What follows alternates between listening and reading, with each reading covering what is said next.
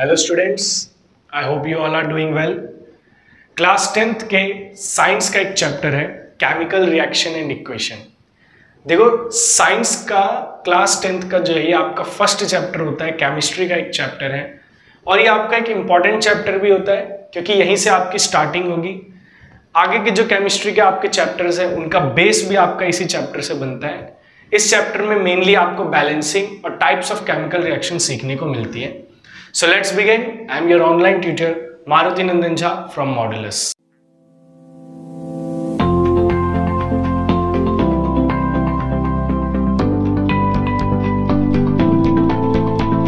देखो, चैप्टर का नाम है केमिकल रिएक्शन एंड इक्वेशन। यहां पर हमारे पास इसके नाम में ही दो डेफिनेशंस छुपी हुई हैं, एक है केमिकल रिएक्शन और एक है केमिकल इक्वेशन। केमिकल रिएक्शन को पहले समझते हैं। केमिकल रिएक्शन होती कब है? हम कब बोलते हैं कि किसी भी चीज में केमिकल रिएक्शन हुई है? जब हमें कुछ नया प्रोडक्ट मिले। जैसे कि हम बहुत कॉमन सा एग्जांपल है, सबको आता ही होगा कि मैंने हाइड्रोजन लिया, ये गैस स्टेट में होता है। मैंने ऑक्सीजन लिया, ये भी गैस स्टेट में होता है। जब मैं इन दोनों को रिएक्ट करवाऊंगा तो मुझे मिलेगा वाटर, जो लिक्विड स्टेट में होता है। तो यहां पे अगर हम ध्यान से देखें कि हमने जो रिएक्टेंट्स लिए हैं, हमने जो सब्सटेंसेस लिए हैं जिनको रिएक्ट करवाया है, वो दोनों किस स्टेट में है? गैसेस स्टेट में। मैंने दो गैस को मिलाया और जैसे मैंने उन दोनों गैस को मिलाया, हाइड्रोजन और ऑक्सीजन को, मुझे एक अलग ही सब्सटेंस मिल गया जिसकी प्रॉपर्टीज इन रिएक्टेंट से बहुत ज्यादा अलग है। मतलब ये दोनों गैस हैं और ये प्योर क्या है? ये एक लिक्विड फॉर्म में आ गया। तो यहां पर जो है आप कह सकते हो केमिकल रिएक्शन हुई है। तो केमिकल रिएक्शन असल में होती कब है?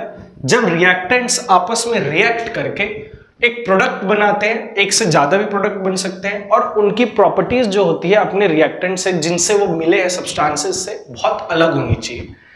तो इस टाइप पर जब भी ऐसी कुछ चीज होती है तो उसको हम बोलते हैं केमिकल रिएक्शन हुआ है। तो केमिकल रिएक्शन यहां पर इस सेंटेंस को मैं बोलूंगा कि ये मेरी क्या है? केमिकल रिएक्शन है। इसको मैं कह सकता हूं कि ये क्या है? केमिकल रिएक्शन है। मतलब हाइड्रोजन और ऑक्सीजन को मिलाया, वाटर मिल गया, वाटर की प्रॉपर्टीज अपने कॉन्स्टिट्यूएंट से अलग थी, तो हम बोलेंगे कि केमिकल रिएक्शन हुआ है। तो ये केमिकल रिएक्शन हो गया। अब बात आती है केमिकल इक्वेशन की। देखो, केमिकल इक्वेशन क्या है?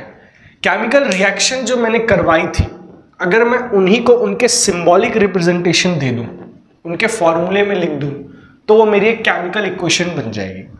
जैसे हाइड्रोजन का फॉर्मूला गैसेस स्टेट में होता है H2, ऑक्सीजन का फॉर्मूला गैसेस स्टेट में होता है O2, ये गैसेस स्टेट में है। जब मैंने इनको मिलाया तो मुझे क्या मिल गया? H2O, जो लिक्विड स्टेट में है। तो यहां पर था क्या? केमिकल रिएक्शन जो था उसी को जब हम सिंबॉलिक रिप्रेजेंटेशन दे देते हैं, उनके सिंबल्स में लिख देते हैं, इक्वेशंस में लिख देते हैं, तो उसी को हम बोलते हैं उसी की केमिकल इक्वेशन। तो केमिकल रिएक्शन क्या थी? When substances react together to form new product, it is called chemical reaction. और केमिकल इक्वेशन क्या हो गई? The symbolic representation of a chemical reaction is called a chemical equation. Simple सी भाषा में, बहुत बढ़िया। देखो, केमिकल रिएक्शन की मैं आपको डेफिनेशन, एक बहुत सिंपल डेफिनेशन दे देता हूं।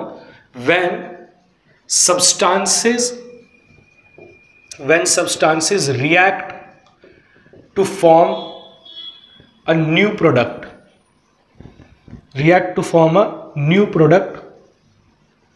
it is called chemical reaction.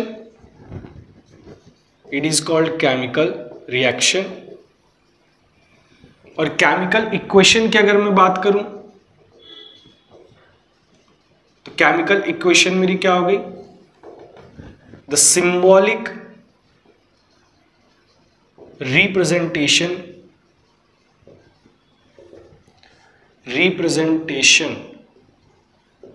Of a chemical reaction.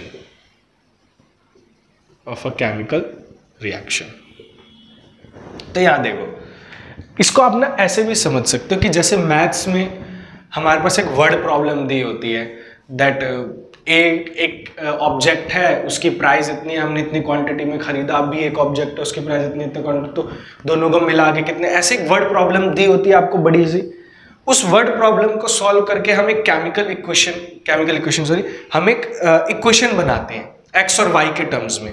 तो यहां पर भी हम सेम चीज ही कर रहे हैं, एक केमिकल रिएक्शन दी हुई है जो उसके वर्ड्स में लिखी है, स्टेटमेंट में लिखी है, और उसी को अगर मैं सिंबॉलिक रिप्रेजेंटेशन में कर देता हूं, उसको इक्वेशन के फॉर्म में लिख देता हूं, तो वो क्या हो जाएगी, केमिकल इक्वेशन हो जाएगी। ठीक है, ये इसकी डेफिनेशंस होगी। ठीक है, इसका याद रखने के लिए इसको एक स्क्रीनशॉट ले लो क्विक सा। ठीक है, अब यहां पर देखो, इसके आगे अगर हम बढ़े, ये आप समझ गए होंगे सभी केमिकल रिएक्शन इक्वेशन, इसको मैं रब कर देता हूं। देखो, तो केमिकल रिएक्शन इक्वेशन करने के बाद कोई भी केमिकल इक्वेशन जो होती है वो आपके दो पार्ट में बटी रहती है, एक एरो से पहले ये वाला पार्ट और एक एरो के बाद ये वाला पार्ट। देखो, एरो से पहले वाले जो पार्ट होते हैं इनको हम बोलते हैं रिएक्टेंट्स, और एरो के बाद वाले जो पार्ट होते हैं उनको बोलते हैं हम प्रोडक्ट्स। ठीक है, एरो से पहले वाली जो आपके प्रोडक्ट वो होते हैं, सब्सटेंस होते हैं, उनको हम बोलते हैं रिएक्टेंट्स, और एरो के बाद वाले जो आपके सब्सटेंसेस होते हैं उनको हम बोलते हैं प्रोडक्ट। तो रिएक्टेंट्स मतलब क्या हो गए, reactants are the substances which reacts, reactants are the substances which takes part in a chemical reaction. Simple सी लैंग्वेज में रिएक्टेंट्स क्या है, वो सब्सटेंसेस जो केमिकल रिएक्शन में पार्ट ले रही हैं। और प्रोडक्ट क्या हो गया, products are the substances which formed in या which produced in a chemical reaction. ठीक है, प्रोडक्ट हो गया जो केमिकल रिएक्शन में बन रहे हैं, और रिएक्टेंट्स हो गया जो केमिकल रिएक्शन में पार्ट ले रहे हैं। ठीक है, ये हो गया जो हिस्सा ले रहे हैं, और ये हो गया जो बन रहे हैं। एरो क्या दिखाता है, एरो आपका डायरेक्शन दिखाता है, डायरेक्शन ऑफ केमिकल रिएक्शन।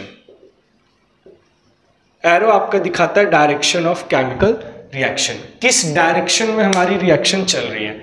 अगर मैंने इधर एरो कर रखा है तो मतलब ये रिएक्टेंट्स थे और ये प्रोडक्ट्स था। अगर मैं एरो को ऐसे कर दूं तो ये रिएक्शन उल्टी हो जाएगी, तब ये जो होगा ये आपका रिएक्टेंट बन जाएगा, और ये जो होगा वो आपका प्रोडक्ट बन जाएगा। तो एरो आपको बताता है कि रिएक्टेंट किस साइड पे होंगे और प्रोडक्ट किस साइड पे होंगे। तो ये केमिकल रिएक्शंस का एक बेसिक, केमिकल रिएक्शंस और इक्वेशंस का एक बेसिक सा आपका आइडिया लग गया कि केमिकल रिएक्शन क्या होते हैं, केमिकल इक्वेशन क्या होते हैं, और रिएक्टेंट्स क्या होते हैं, प्रोडक्ट्स क्या होते हैं। तो इतना करने के बाद अब देखो, इस चैप्टर में जो मेन आपका स्टार्ट होता है वो आता है बैलेंसिंग से। बैलेंसिंग ऑफ केमिकल इक्वेशन क्या है, बोलने से बढ़िया है मैं आपको एक बार करके दिखा देता हूं कि बैलेंसिंग ऑफ केमिकल इक्वेशन है क्या। देखो, इसी से एग्जांपल लेते हैं हम यहां पर। अभी H2 + O2 बेसिक आपका चलेगा। देखो, H2 + O2 will give H2O। Simple से एक इक्वेशन हमने ले ली। ठीक है, अब इस रिएक्शन में अगर आप ध्यान दो, या इस इक्वेशन में अगर आप ध्यान दो, तो यहां पर H, आप दोनों साइड जो हमारे पास सब्सटेंसेस हैं या एलिमेंट्स हैं, हमें उनके नंबर ऑफ एटम्स को गिनना है कि वो कितने हैं। अगर मॉलिक्यूल है तो उनके नंबर ऑफ एटम्स को गिनना है कितने हैं। ठीक है, तो जैसे यहां पर देखो, H मेरे पास कितना है, H मेरे पास 2 है, 2 H है। उधर मेरे पास कितने H है, प्रोडक्ट एरो के उस साइड कितने H है, 2 है, और एरो के इस साइड भी 2 H है। तो ये बैलेंस है। O इस तरफ कितने हैं, 2 है, और O उस तरफ कितने हैं, 1 ही है। तो ये रिएक्शन यहां पर बैलेंस्ड नहीं है। बैलेंस्ड इक्वेशन को हम क्या बोलते हैं, मतलब बैलेंस्ड इक्वेशन होती क्या है। बैलेंस्ड इक्वेशन हम जब बोलते हैं किसी इक्वेशन को, जब रिएक्टेंट में जो नंबर ऑफ एटम्स है हमारे पास, total number of atoms of each product या ईच रिएक्टेंट, और उधर प्रोडक्ट में जो total number of each atom होंगे, अगर वो दोनों इक्वल हो जाएं, तभी हम बोलते हैं कि हमारी केमिकल इक्वेशन क्या है, बैलेंस्ड है। ठीक है, बैलेंस्ड कब होगी केमिकल इक्वेशन, जब इधर के atoms, number of atoms, reactants के नंबर ऑफ एटम्स और प्रोडक्ट्स के नंबर ऑफ एटम्स क्या हो जाए, इक्वल हो जाए। अगर ये दोनों इक्वल हो जाएंगे तो हम बोलेंगे कि हमारी केमिकल इक्वेशन बैलेंस्ड है। दोनों साइड नंबर्स क्या होने चाहिए, हर एलिमेंट के इक्वल होने चाहिए, बराबर होने चाहिए। तो इसी को इक्वल करते हैं, ये भी हम कर रहे हैं balancing of chemical equation. Balancing of chemical equation. देखो बैलेंसिंग करेंगे कैसे फिर। अब हमें क्या करना है, हमें दोनों साइड बस नंबर ऑफ एलिमेंट्स को गिनना है। यहां पर H देखो कितना है, H यहां पर 2 है, वहां पर H कितना है, वहां पर भी H 2 है, तो H तो हमारा बैलेंस्ड है। यहां पर आप O को देखो, O आपके पास कितना है, 2 है, वहां पर O कितना है, वहां पर O हमारे पास 1 है। तो देखो दोनों साइड बैलेंस करने के लिए अगर O इधर 2 है तो हम उधर भी 2 कर देंगे। हमेशा कम से ज्यादा करेंगे, ज्यादा से कम नहीं करेंगे। मतलब ये नहीं कर सकते कि इस 2 को 1 बना दिया, हम हमेशा इस 1 को 2, मतलब कम वाले को ज्यादा बना देंगे, ज्यादा वाले को कम नहीं करेंगे। तो अगर इधर O 2 है तो उधर भी O कितना होना चाहिए, 2 होना चाहिए।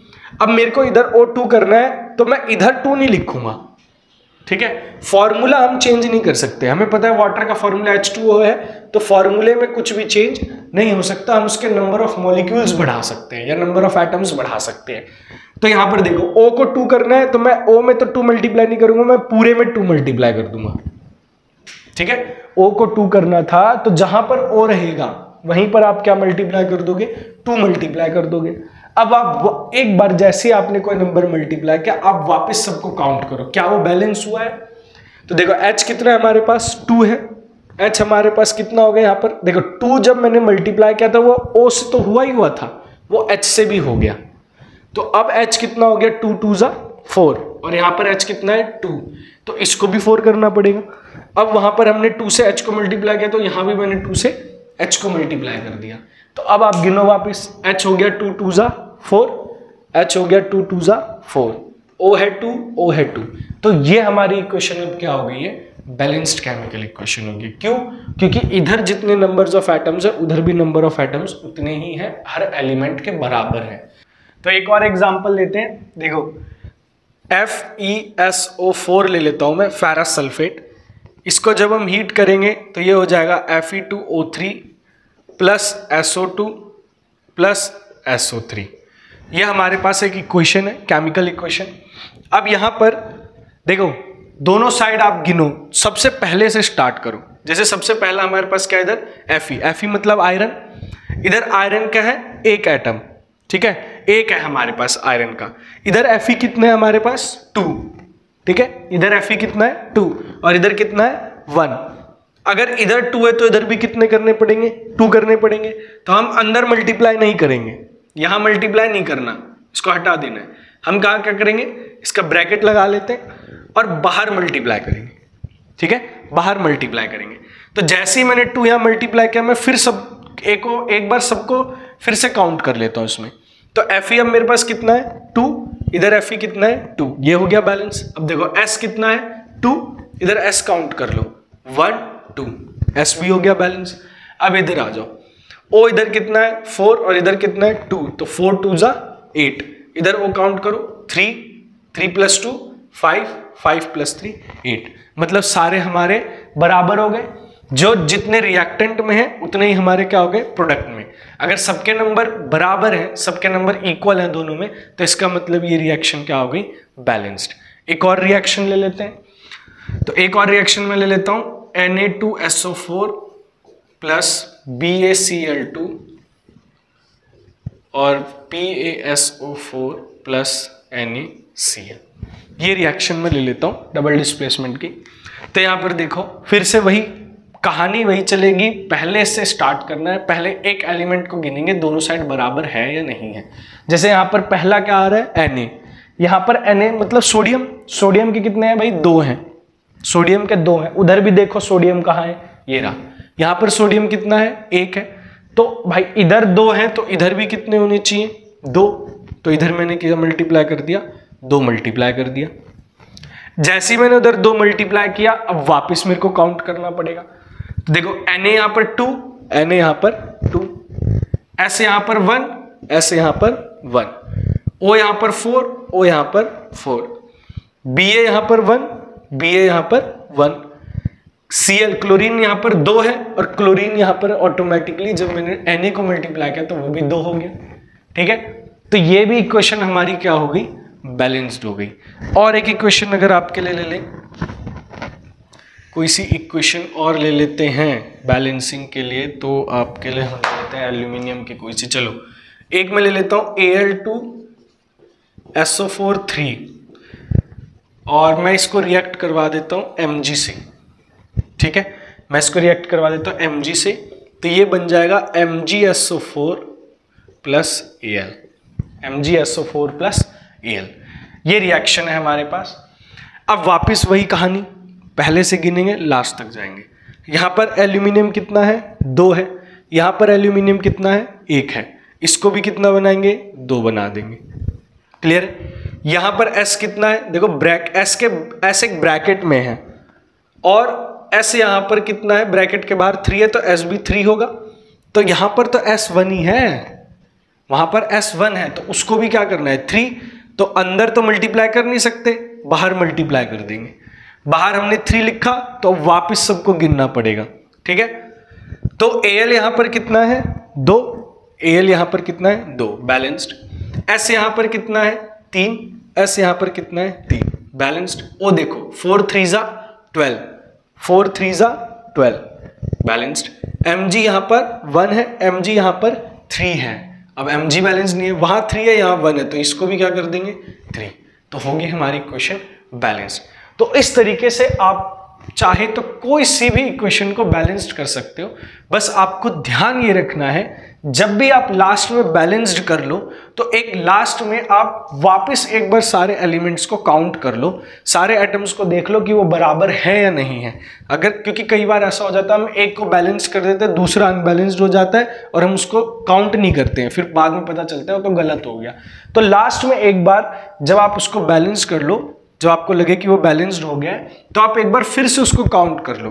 तो उससे क्या होगा, आपको अगर कहीं पे कुछ रह भी गया होगा जो अनबैलेंस्ड हो, वो आपको दिख जाएगा। तो ऐसे क्वेश्चंस अगर आप करो तो आपको एनसीईआरटी का अगर मैं देखूं तो आपको एनसीईआरटी में प्रैक्टिस के लिए आप एनसीईआरटी का एक्सरसाइज में क्वेश्चन नंबर 6, 7 और 8 की आप प्रैक्टिस कर सकते हो। 6, 7 और क्वेश्चन नंबर 8 की प्रैक्टिस कर सकते हो। इसमें तीनों में ही आपके पास क्या है, बैलेंसिंग के ही क्वेश्चंस मिलेंगे। किसी में आपको इक्वेशन को बैलेंस करना पड़ेगा, किसी में आपको वर्ड से पहले इक्वेशन बनाना पड़ेगा, फिर बैलेंस करना पड़ेगा। तो अभी आप इसकी प्रैक्टिस करो, इसको अच्छे से पहले सीख लो। सीखने के बाद हम इस क्लास में आगे बढ़ेंगे। तो आप पहले इसको करके आओ, फिर हम नेक्स्ट क्लास में इसके आगे के जो टॉपिक्स है वो डिस्कस करते हैं। तो आज के लिए इतने ही रखते हैं।